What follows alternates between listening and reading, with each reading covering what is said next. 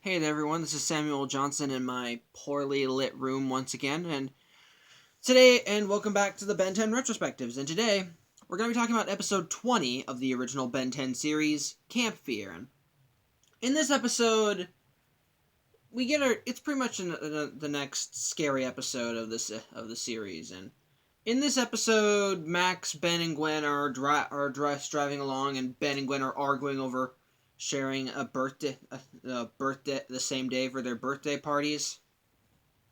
But while they're driving, a kid stumbles out onto the road, and Max swerves to not hit him. He gets knocked out. He winds up getting knocked off a cliff. Ben saves him, and they find out that this kid apparently went to a camp that they had passed on a while back called Camp Openicon. So they go back to the camp, but when they get there, they find that it's deserted, no one's around, and from the way everything looks, it looks like that they left rather recently too. So they continue investigating, and while they're there, they find two campers that are still around, a couple of twins named Andy and Mandy, who say that everyone's just gone. We don't know we don't know why. But so, of course, Max's reaction is, "Let's go. We have to go to town and get kids some medical attention." But when you try starting the rust bucket, the engine's covered in some kind of fungus or whatever. So everyone's kind of stuck here. So Max gets all the kids to a cabin and then he goes out himself. But while because he wants to go and get them something to eat. But they all suddenly hear him yell. Ben goes to investigate, and it turns out that near the camp in the woods is just this giant grove of glowing mushrooms and plants and so forth. And they're all pretty much alive and are just willing to attack any living thing that's not them.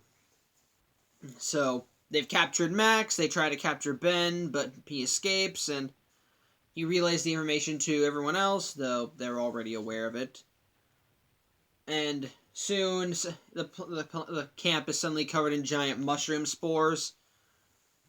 And if these spores are released, it'll spread all these different all the kinds of mushrooms that they're seeing in this camp all across the country.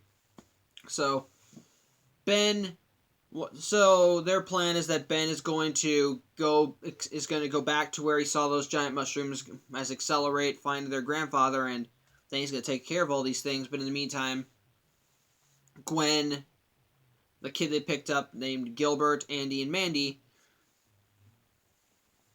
are going to stay at the camp and have to try and fend for themselves, which I guess kind of has to be the logical outcome, because if Ben needs to take care of the source, then they have to find a way to live on their own.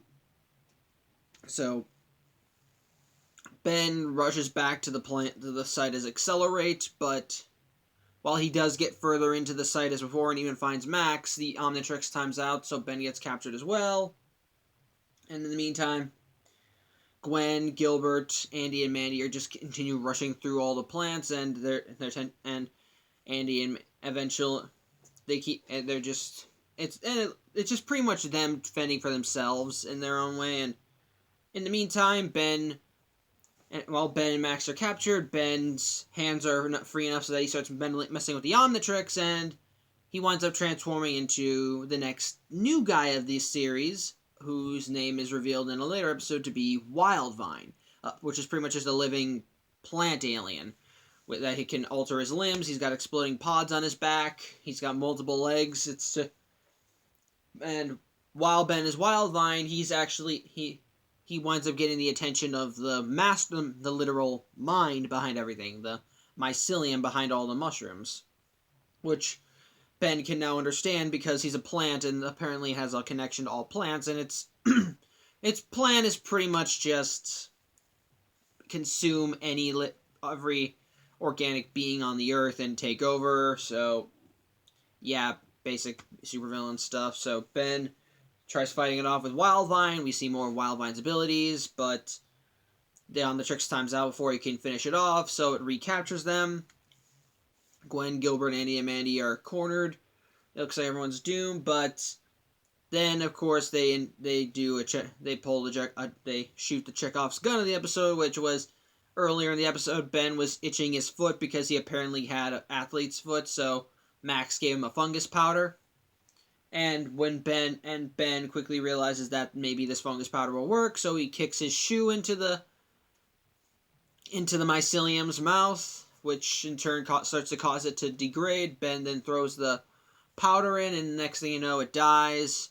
And all the mushrooms connected to it wither and die as well, except for the spores, and they take those out by using an excess supply of this powder around the camp, and at the end of the episode, Ben says that Gwen can have the real birth date, but Gwen, touched by his generosity, says he can have it, and it turns out that was just all a trick.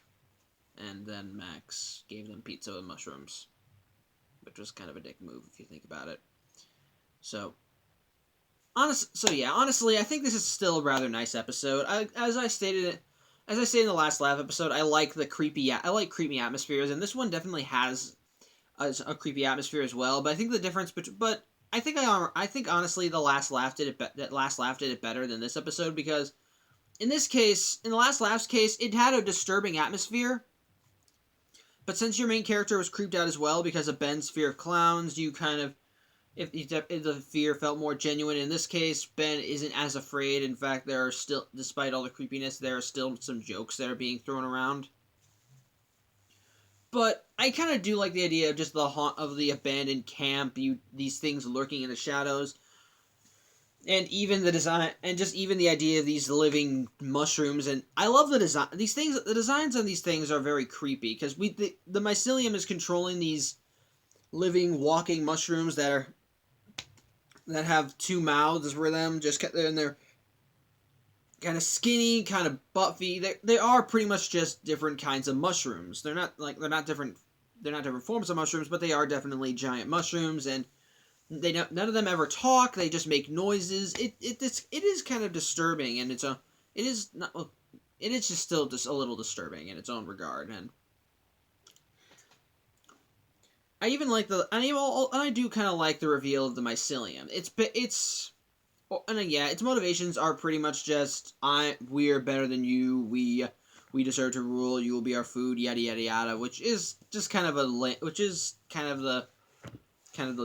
the basic superiority complex backstory, but I like the design for the mycelium. It's just pretty much a giant fungus with a mouth. And the way it speaks, it's not hostile. It's not friendly with the way it speaks to Ben, but it's also not hostile. I kind of like that. It adds another edge to it. It's sort of like a Bond villain, except it's a giant fungus in that regard. And I think one of the more lacking aspects, ironically, is the fact that it's sort of the message of the episode. In the episode, Ben and Gwen are arguing over their birthday, so it's pretty much just an issue of not sharing. And while it's not done horribly, it is all right. It's still nice. It is all right. We still kind of see there's not really much time to show them having to force to work together. In fact, for half of the episode, they're apart. Which doesn't really kind of exemplify the message. I think, ironically, it's kind of better done with Andy and Mandy, because in the beginning they're just two little adorable children who are just kind of not kind and caring. But then when push comes to shove, when all the mushrooms start attacking, Andy and Mandy's nerves get the better of them, so they start yelling at each other, which I think kind of does make sense.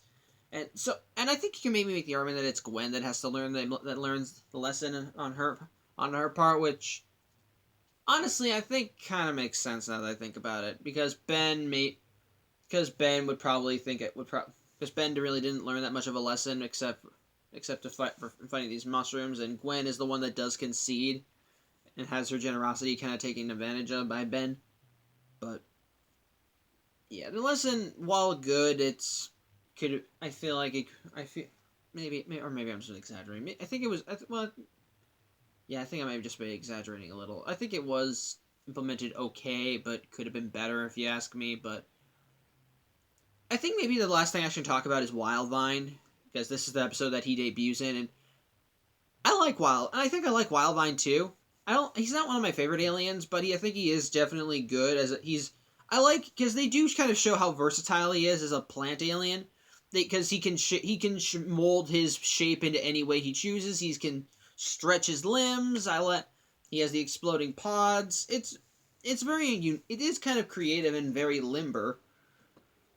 He's a very creative and very limber alien, and because of his stretching limbs and his weight and his plant-like abilities, he can actually do. It feels like he can actually do more stuff some of Ben's standard aliens. Which again, in some cases he can be selective, but in other cases it is creative because it's of his plant-based roots, no pun intended, and just what he can do with it, and just what he can do. So, like, as again, reshaping his limbs, stretching arms, moving around the exploding limbs, and even the razor sharp fingers that he can make as sharp as he likes.